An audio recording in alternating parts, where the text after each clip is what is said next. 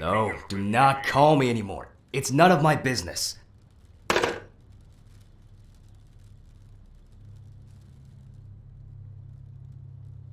How am I supposed to record a lecture for the students now? Feeling completely broken.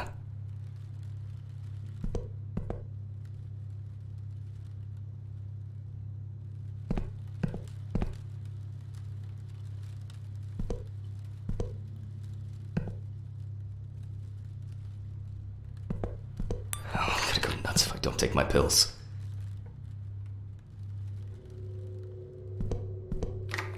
Fuck. Where are my meds?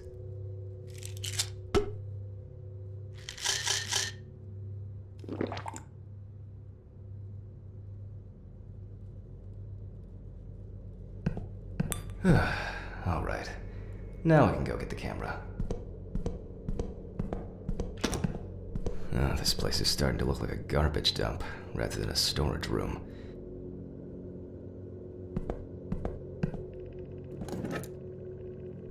Well, I hope I won't forget to press the record button this time. Let's move on straight to our deceased.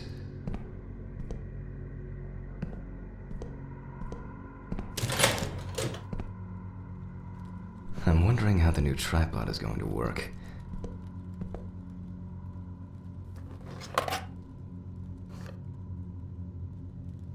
Just frame it properly and... Oh, this should be fine. November 21st, 1991. Time, 8:43 p.m. Recording for medical students from the University of Missouri. The autopsy is conducted by Jack Hammond. Ladies and gentlemen, it is always worth having a look at the files before conducting the autopsy. That is where we can find all kinds of clues to what could have potentially happened to the deceased. Well, who do we have here today? Mention the rookie mistakes. Oh yeah, that's right. That's my warrant to censify you for a few issues. First, due to the fact that in the process of revealing and securing forensic traces, interference that changes the primary condition happens. The photographic documentation plays a huge role in the entire process of examination. Then, the body needs to be placed on its back on the autopsy table. The pathomorphologist stands on the left-hand side of the body. Third, very rarely but still, the cause of death remains unknown if all the tests come out negative. That's the so-called white autopsy.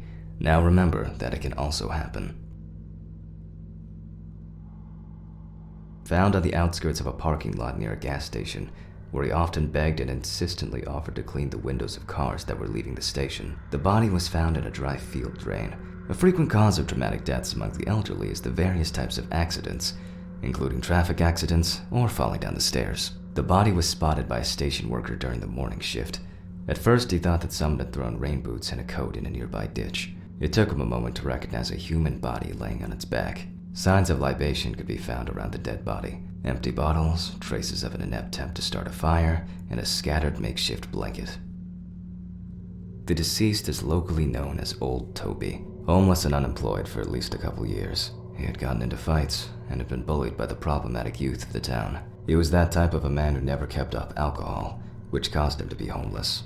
As a young man working in a suburban coal mine most of his life, he already abused alcohol, and as the time went by, he'd fall into addiction more.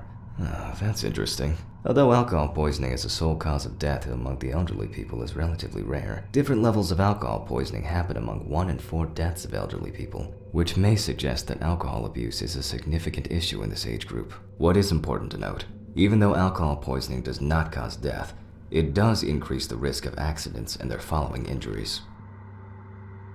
The body was found at 7 o'clock by Sheriff Matthew Thompson. White male, 76 kilograms, 5'8", age unknown. The deceased is a local homeless man named Toby Chambers. His son runs a hardware store. His wife ran away years ago. Local police have talked to residents, so we know more about the deceased. For example, that he loved drinking, and by no means was abstinent. Such clues can direct us to things that are worth keeping in mind during the autopsy. Mention the rookie mistakes. Oh yeah, that's right. That's my warrant to censify. Oh, where the damn now we can get to work. we're going to need the camera. It should be here somewhere. Must have left it in one of the drawers.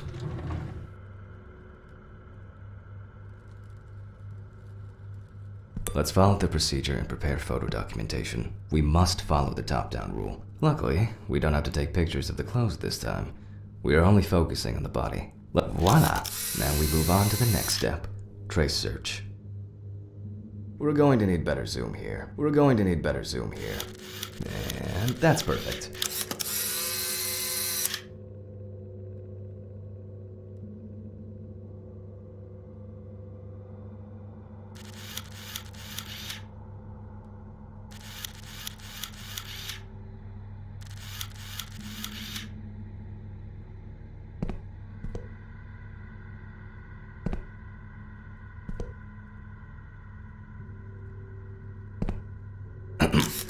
Well, you don't have to stand close to be able to smell a strong odor of alcohol and other discharges. There's nothing left to say. Old Toby didn't spare himself.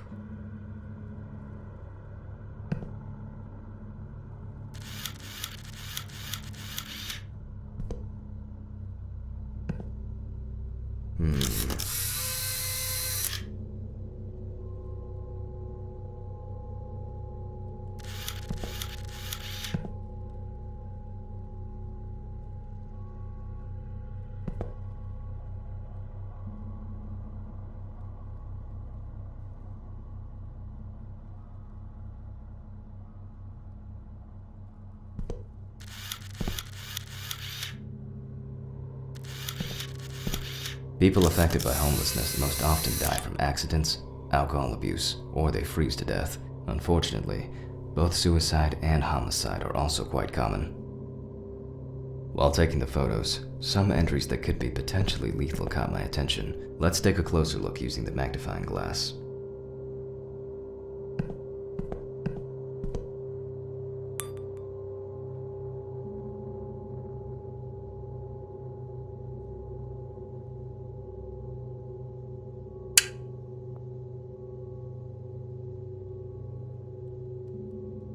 An old wound that hadn't healed properly. It must have been some kind of burn or other injury. Nevertheless, it has nothing to do with the potential cause of death.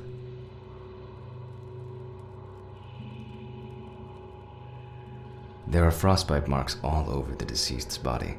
Although they are most visible on the tips of his fingers, they can be recognized by the very specific color of the skin. However, the hands tell us much more.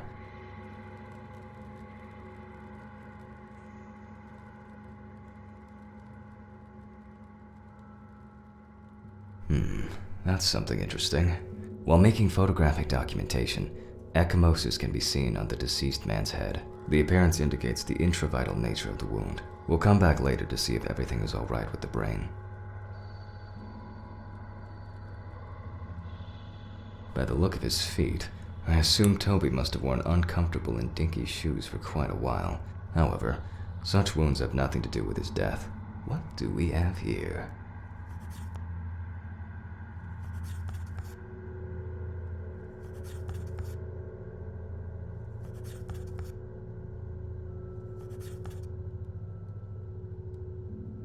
An old wound that hadn't healed properly. It must have been some kind of burn or other injury. Nevertheless, it has nothing to do with the potential cause of death. It could be freezing to death. The condition of the head tells us it could have been a fatal accident. By the look of his feet, I assume Toby must have worn uncomfortable and dinky shoes for quite a while. However, such wounds have nothing to do with his death. Yeah, the odor can be the result of alcohol intoxication.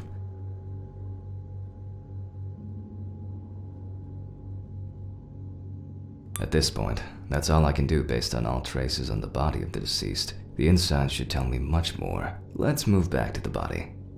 Now let's check the level of muscle tension. This will allow us to establish time of death. Let's raise the deceased's hand.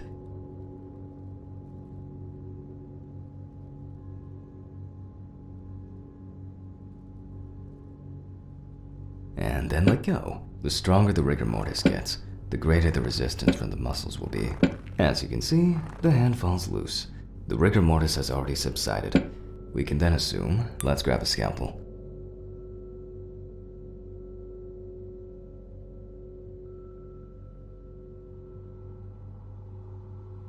You can boldly cut with the scalpel. It won't hurt him no more. We always start with the neck and move down towards the symphysis pubis. The incision should be deep.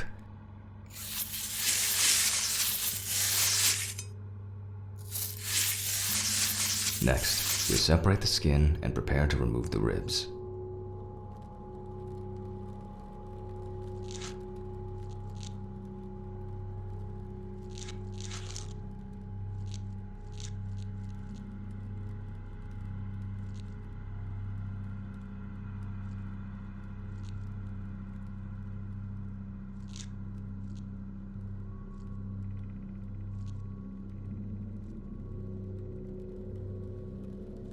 The adipose tissue has an intense yellow hue. As you probably already guessed, we're going to need the scissors.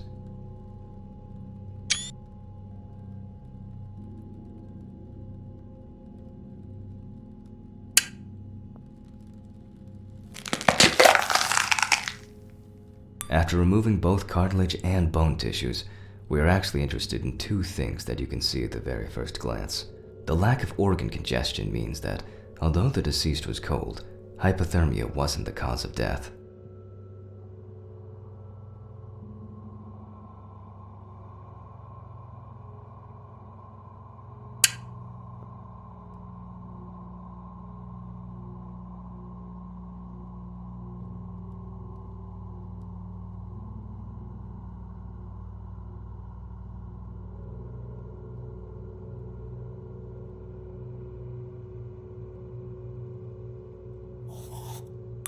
We can eliminate freezing as the cause of death.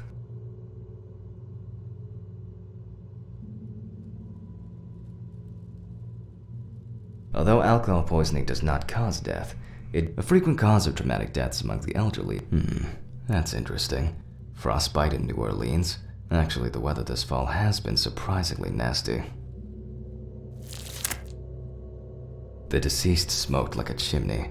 Let's take a closer look. We see widespread black and tarry deposits caused by smoking cigarettes. Despite the tragic condition of the lungs, they are not the cause of death.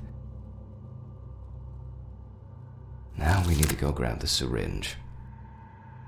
At this point, we need to test the level of blood. We move on to collecting blood from the heart. 5 milliliters from the left ventricle should do it. Now, we prick the bladder and draw about 10 milliliters of fluid.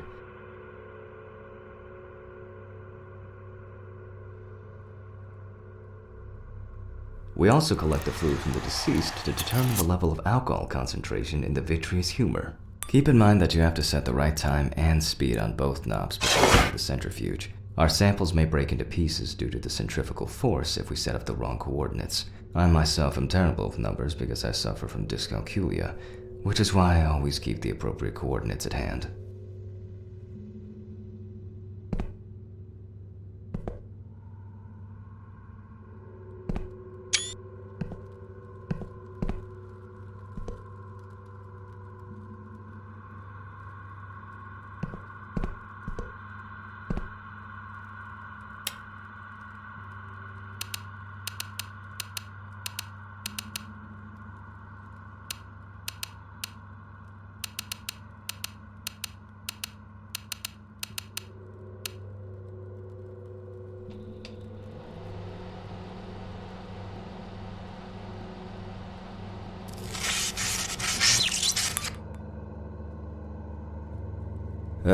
Damn it.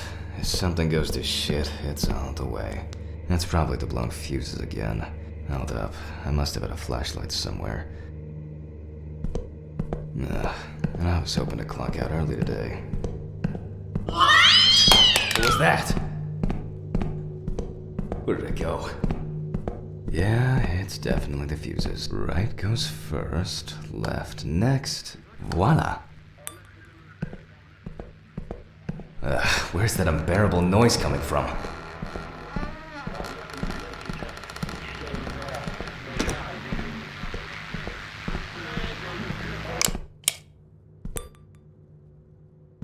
Alright, where were we? Oh yeah, the blood alcohol concentration.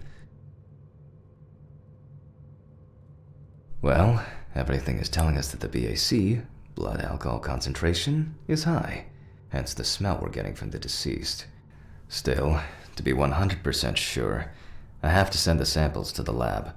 Unfortunately, I don't have the equipment to conduct a detailed analysis here.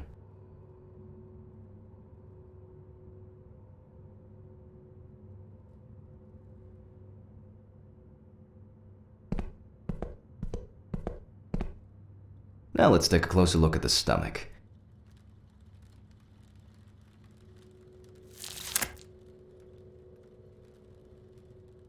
As expected, the stomach has no major external damage. In this case, further inspection is no use. We must cut him open.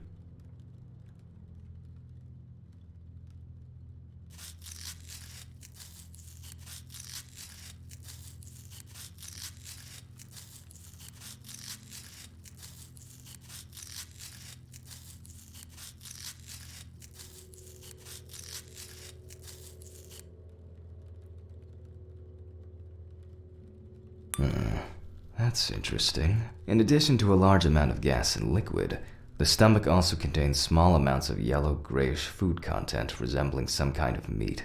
Either our deceased hadn't eaten in days, or some of the bulk of his stomach had found a way out.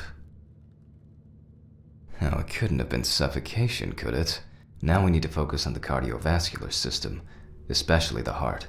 We take the organ and look it up and down, carefully.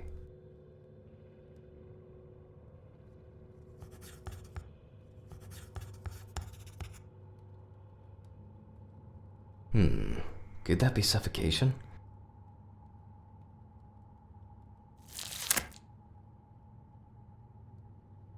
At first glance, the heart looks fine. The pulmonary trunk and aorta seem to be in good condition. There are no pathological changes that have contributed to our Toby's death. Well, once we've got the body ticked off, we can move on to the head.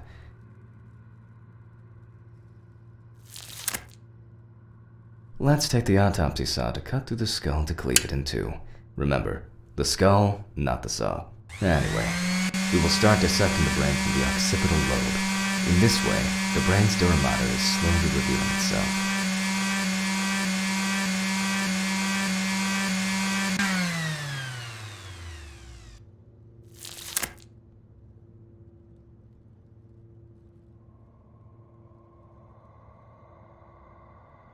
After the basic examination, we can see that the cerebral gyri in both brain hemispheres are symmetric and the bumps between them are clear.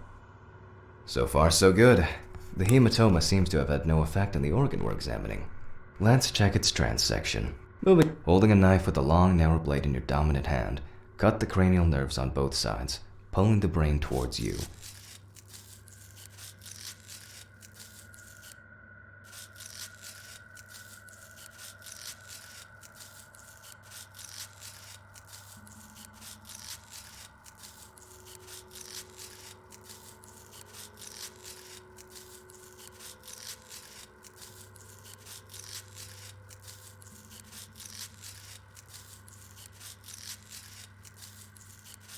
Remember, just one small fragment examined under the magnifying glass is enough to dispel or confirm our doubts. We then take the fragment of the brain to the tray and, literally and figuratively, go over it with a fine-tooth comb.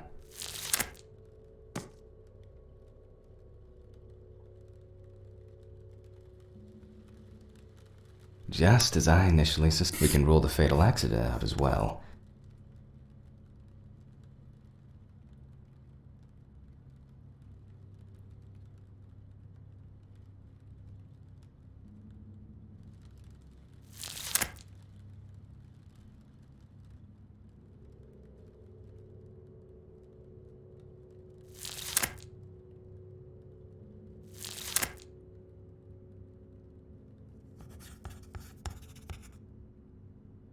Same as we did with the stomach.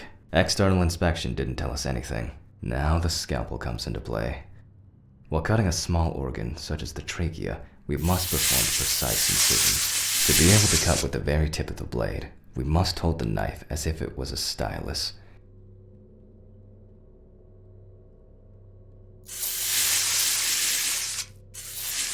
Ladies and gentlemen, I think we've got it. Based on the report and preliminary documentation, it is safe to assume that the deceased passed out after consumption of alcohol and then fell asleep on his back. Then the gastric contents refluxed and flooded the airways, causing death. That's why we don't forget about the recovery position at dorm parties. And now it's all clear. The death was caused by suffocation.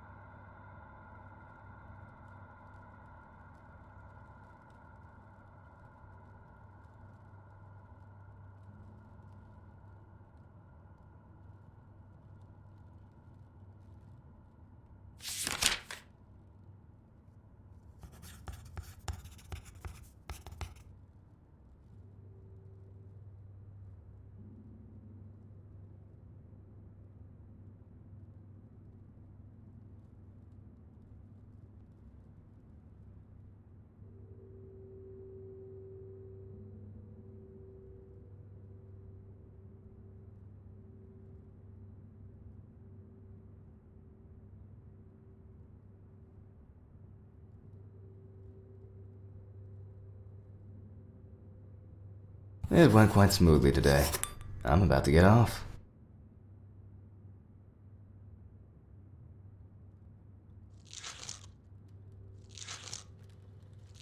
In order to bring the chest of our deceased back to its initial state, at least to a small extent, we must take the needle in our hand. We sewed the deceased using the baseball stitch technique. This stitching method is very strong and quick to do.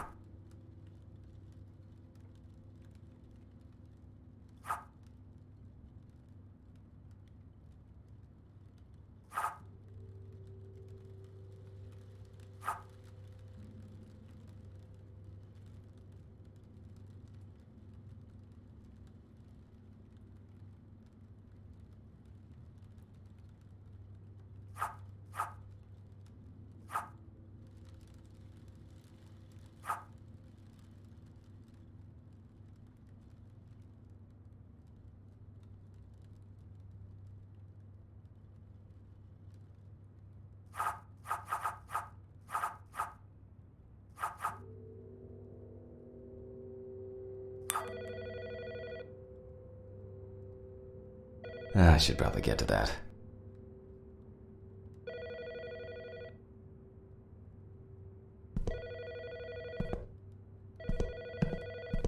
I'm coming.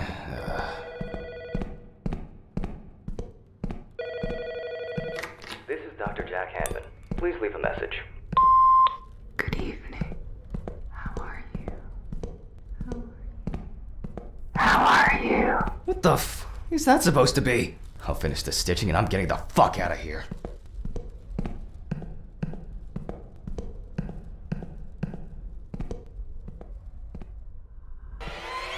What the fuck?